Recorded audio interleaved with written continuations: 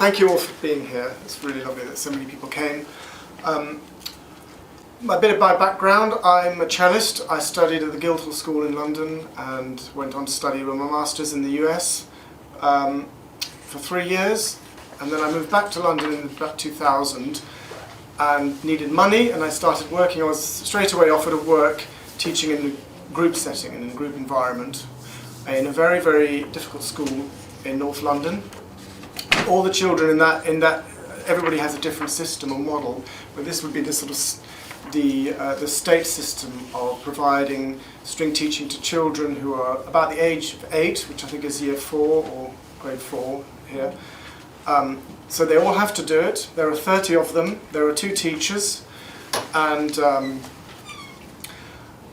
so that's how I started teaching straight away. And as you can imagine, I don't know if anyone has had that experience before, but it is a tough one.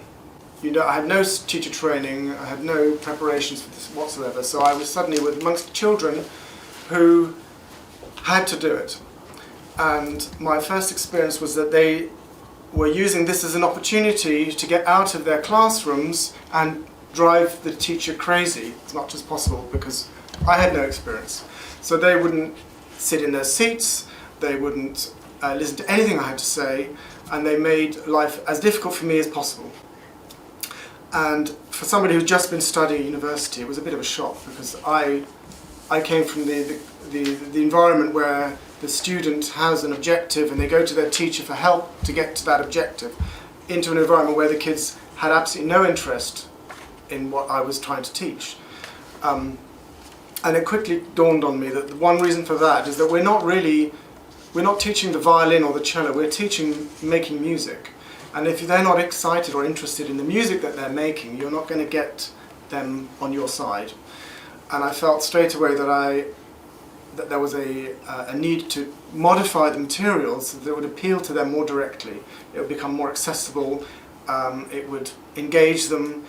It would be easier for them to grasp and get involved earlier on, so that I could get down to doing what I like doing, which was teaching them how to do what it is that I was putting forward in front of them. So I started writing material straight away. I used a lot of very, very good models, notably Sheila Nelson models. You'll see, if you're familiar with Sheila Nelson, you'll see quite a lot of similarity there in some aspects.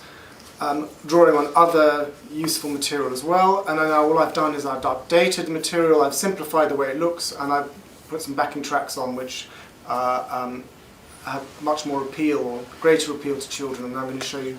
We're going to go through the book very, very quickly first of all. So the first book, this is the cello version of the book.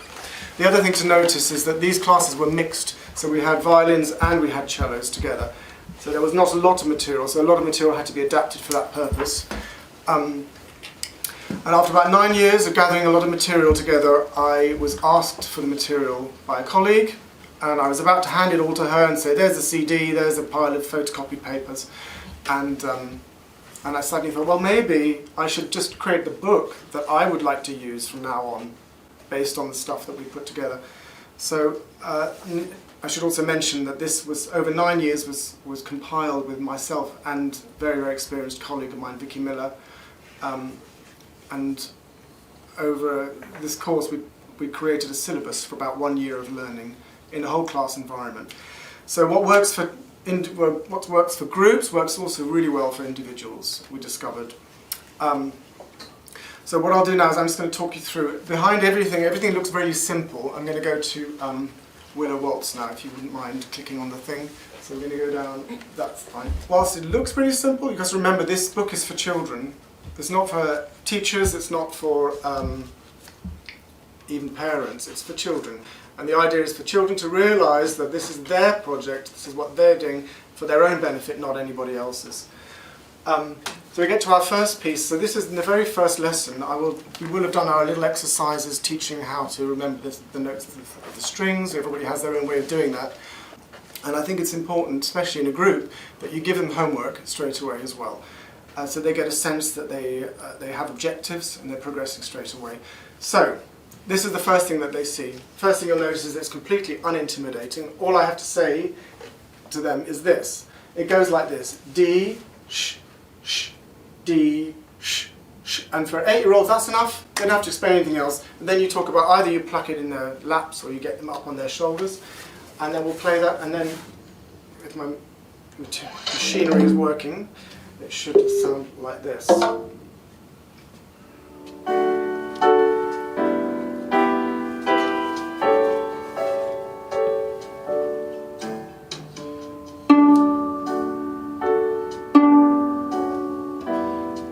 As they progress, you might want to do, oops, sorry, I can't even play it right. Big circles like this. Or even knees bend, etc. And as I come back to it, I might want to introduce the bow later on. And I'll be doing 2 bows like this.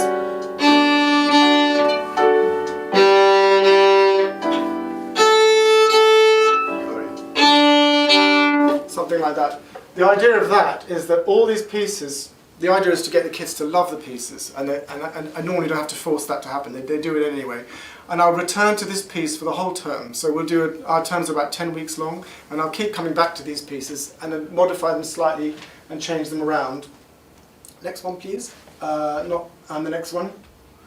So this is the next thing they'll see in their book, and the first thing they'll notice is that it looks ever so slightly different. Can anybody tell me what they think, and I tested this the other day and it worked very well, what they think is going to be different about this tune to the one that they've already played? Anybody? Crotchets? No, right. The meter. Of course they don't know what a crotchet is yet, but what they'll say is... The meter. The meter. Actually, what kids, in the kids' language, they'll say, it looks faster. And they'll say, it looks faster. And almost by accident, that's exactly correct. There are no gaps in it, and now the notes sort of got the different font. It looks a little bit harder, so they think it's going to be faster, because they always equate difficult and hard with fast. And that's exactly what this is. It's a sort of tune that they can learn. They can learn straight away. This is one tune. Swap the violins. It's a bit sharper. Yeah, there we go. Thank you. So this sounds like this.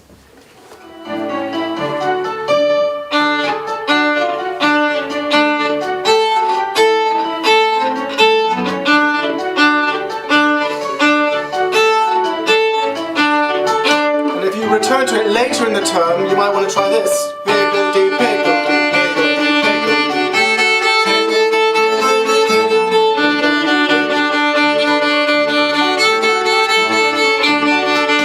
which when I first saw that, which I believe was an Australian teacher, I was hoping I'd meet her actually while I'm here.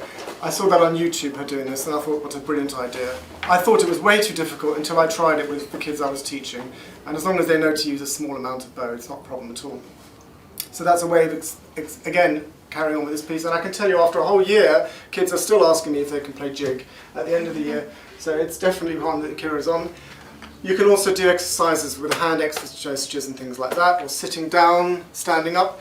Because the one thing you want to do in classrooms is you need to have pieces that will do 2 things. One is to calm people down, and the other one is to burn energy.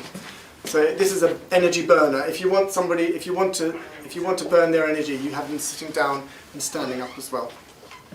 All right, next please.